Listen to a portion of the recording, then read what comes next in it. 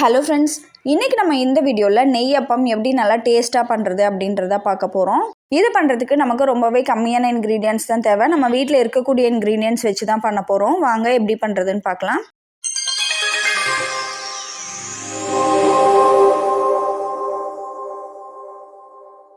இந்த நெய்யப்பம் பண்ணுறதுக்கு நான் இன்றைக்கி 1 கப் அளவுக்கு பச்சரிசி எடுத்திருக்கேன். நான் ரேஷன் பச்சரிசி தான் எடுத்திருக்கேன். உங்ககிட்ட என்ன பச்சரிசி இருக்கோ அதை நீங்கள் யூஸ் பண்ணிக்கலாம்.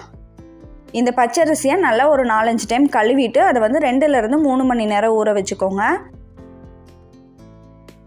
பச்சரிசி நமக்கு ரொம்பவே சீக்கிரத்தில் ஊறிடும். இப்போ பாருங்கள், பச்சரிசி நல்லா ஊறிடுச்சு. இதை நம்ம ஒரு மிக்ஸி ஜாரில் போட்டு அரைச்சி எடுத்துக்கலாம்.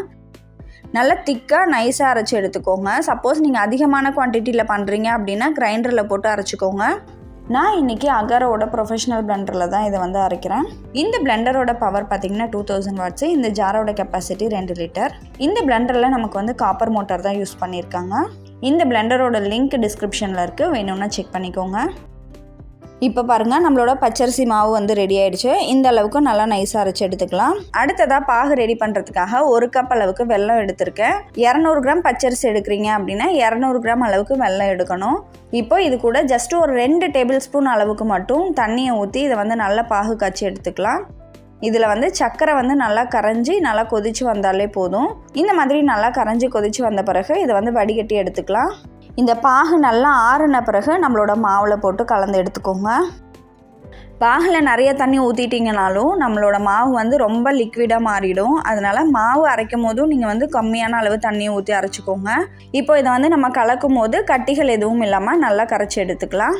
இப்போ இந்த சமயத்தில் உங்களுக்கு மாவு ரொம்ப தண்ணியாட்டம் இருக்குது அப்படின்னா ஒன்றும் பிரச்சனை இல்லை. நீங்கள் அரிசி மாவு 1 டேபிள் ஸ்பூன் அப்படி இல்லைனா 2 டேபிள் ஸ்பூன் அளவுக்கு சேர்த்து கரைச்சிக்கலாம். இப்போது இதில் நான் 3 ஏலக்காயை நல்லா பவுடர் பண்ணி எடுத்திருக்கேன். அதை சேர்த்துக்கலாம். 2 சிட்டிகை அளவுக்கு உப்பு சேர்த்துக்கோங்க. கூடவே 1/4 டீஸ்பூன் சோடா உப்பையும் சேர்த்து நம்ம நல்லா மிக்ஸ் பண்ணிக்கலாம். இப்போது இந்த நெய்யப்பம் பண்ணுறதுக்கு பனையாரக்கல்லை சூடு பண்ணிக்கோங்க. கல் நல்லா சூடான பிறகு அதில் நம்ம நெய் ஊற்றிக்கலாம். நெய் ரொம்ப கம்மியாக ஊற்றாதீங்க, கொஞ்சம் அதிகமாக ஊற்றி தான் இதை செய்யணும். ஆக்சுவல் ரெசிபி பார்த்திங்கன்னா இதில் நெய்யில் போட்டு பொரிப்பாங்க. அதுக்கு நிறைய நெய் தேவைப்படும். அப்படின்றதுனால இன்றைக்கி ரொம்ப சிம்பிளாக பனையாரக்கல் வச்சு நம்ம பண்ண போகிறோம். ஸோ கண்டிப்பாக கொஞ்சம் நெய் எக்ஸ்ட்ராவாக ஊற்றி நம்ம இதை ஃப்ரை பண்ண போகிறோம். கல் நல்லா சூடான பிறகு அடுப்பை சிம்மில் வச்சுட்டு நம்ம இதை ஊற்றிக்கலாம். ரொம்ப அடுப்பை ஹையில் வச்சுட்டு இதை செஞ்சீங்க அப்படின்னா சீக்கிரத்தில் தீஞ்சிரும். அதனால் அடுப்பை சிம்லேயே வச்சுக்கோங்க.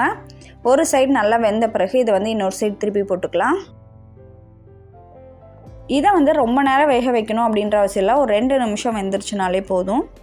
இப்போ பாருங்கள், நம்மளோட நெய்யப்பம் நல்லா வெந்துருச்சு. இதை நம்ம எடுத்துடலாம். இதே மாதிரியே இருக்கிற மாவை எல்லாத்தையும் நம்ம ஊற்றி ரெடி பண்ணிக்கலாம்.